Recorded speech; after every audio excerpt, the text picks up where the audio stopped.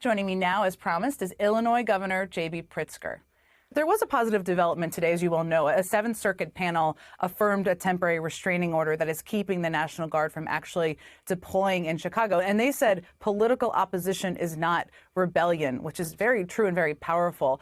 We're also living in a world, you're living in a world where this administration is not exactly complying with every order from every court. Are you preparing for the possibility that they may not comply? And what do you do if they don't? Well, I do want to affirm what you just said, which is we're 5-0 in the courts. We've won on the TRO about National Guard 3 times. We've won on limiting ICE twice now. In fact, this morning there was a ruling in court about limiting ICE by requiring ICE agents to wear body cameras because the court does not believe what they are reporting. ICE is reporting in court, the federal lawyers representing them anyway. And so it strikes me as very important just to recognize that so far anyway, in this regard, the courts are doing their job. We know that the administration is operating unlawfully, and the courts are, in fact, finding it unlawful. So what do we do if the administration decides not to follow these court orders? Frankly, I don't think we've seen that in U.S. history where the president of the United States doesn't listen to the courts. You saw that he tried this with Abreu Garcia a little while ago, but finally came around and did. And then, of course, they rearrested him. But I think it's important to recognize that so far, anyway, the administration has not been willing to, to essentially go against the court rulings that have come about. You said on Sunday that you were looking at prosecuting ICE agents who violate the law. What can you tell us about that? What would that look like? Well, we don't know yet, because let's start with the fact that the federal agents typically have federal immunity, but they're not immune from the federal government holding them accountable and responsible. And so typically there are inspectors general, there are senior officials at agencies like ICE and CBP typically that will suspend somebody who's been accused or found to have broken the law. And as they suspend them, investigate it and then determine whether that person should be punished criminally or otherwise. The problem now, of course, is that Donald Trump has fired many of the inspectors general, or he's replaced them with political appointees. And so we don't know that anybody would be held accountable at the federal level. So we're looking at all of the options at the local level with county states attorneys, with attorneys general, to go after people when they're breaking Illinois law, when they're breaking local law. And we think that they have. You know, when they're driving through an area, someone's yelling at them and they decide to simply throw a tear gas canister out of the car as they're driving through at someone who's on the side of the road. That, it seems to me, is a violation of Illinois law.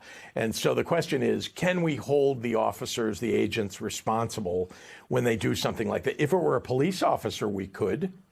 If it was, you or me or just an average person throwing a tear gas canister out the side of a window at people, we could hold them responsible. So it seems like they ought to be held responsible for breaking local and state laws. It's a test of that, and you're on the front, very much on the front lines of that. Let me ask you about something that's related but slightly different. I mean, you appear to be, I guess a way to put it is, under the skin of Trump's anti-migrant czar, Stephen Miller. He called you a moron who hates America. You mentioned him a few times today, too, saying he has abused the fact that Donald Trump has diminished capacity. You brought him up a couple of times, which was interesting. But what did you mean by that?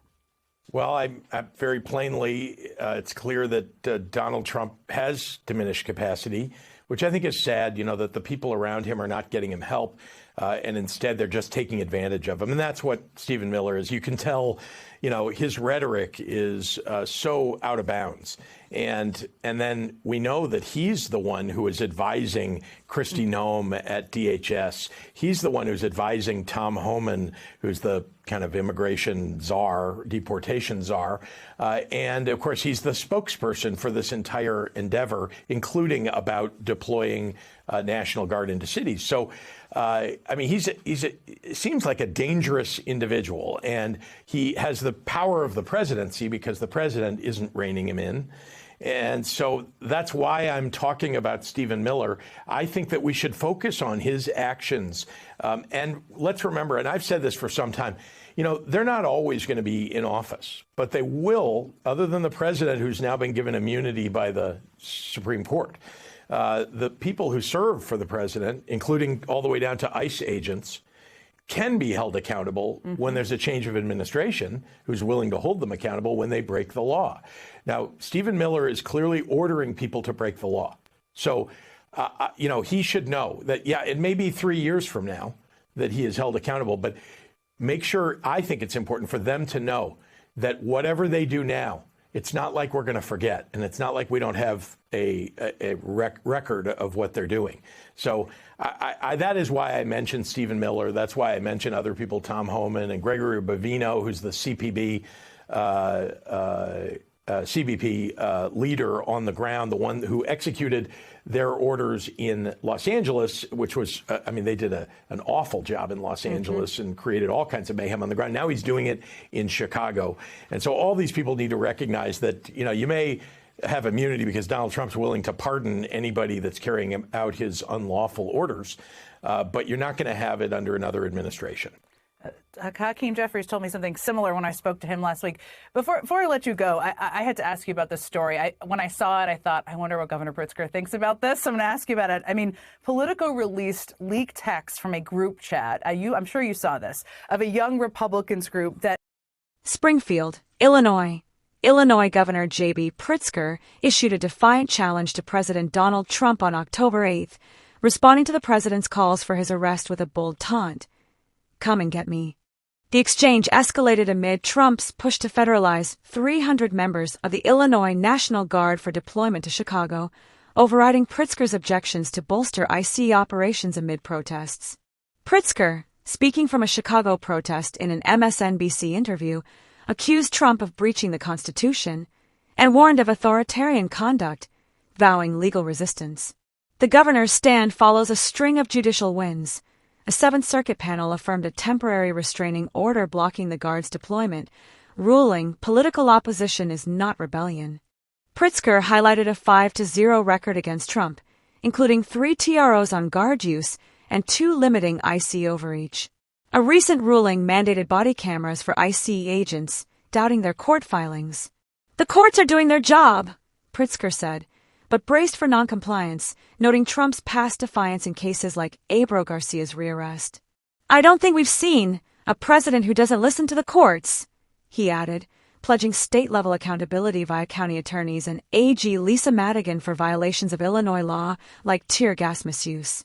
Pritzker singled out Trump's anti-immigrant czar Stephen Miller as exploiting the president's diminished capacity for whatever he wants. It's sad, the people around him are not getting him help, and instead they're taking advantage of him, Pritzker said, calling Miller a dangerous individual, advising DHS Secretary Kristi Noem and deportation czar Tom Homan. He vowed post-administration reckoning. Whatever they do now, it's not like we're going to forget. Stephen Miller is clearly ordering people to break the law. Pritzker extended the warning to ICE agents and CBP leader Gregory Bovino, noting Trump's pardons offer no shield under a future change. The feud intensifies amid Chicago's ICE raids, with Pritzker eyeing local prosecutions for law-breaking agents, challenging federal immunity. If it were a police officer, we could hold them responsible, he said. Trump's threats echo his Quantico speech, where he urged cities as military training grounds, drawing fitness alarms from Tom Nichols and Lieutenant General Mark Hertling. Pritzker also slammed a leaked Telegram chat of young Republicans, ages 18 to 41, in Trump's orbit, featuring Hitler praise, gas chamber jokes, and slurs. VP J.D. Vance dismissed it as kids doing stupid things, but Pritzker condemned the sycophant for refusing to denounce it, noting Vance once called Trump America's Hitler.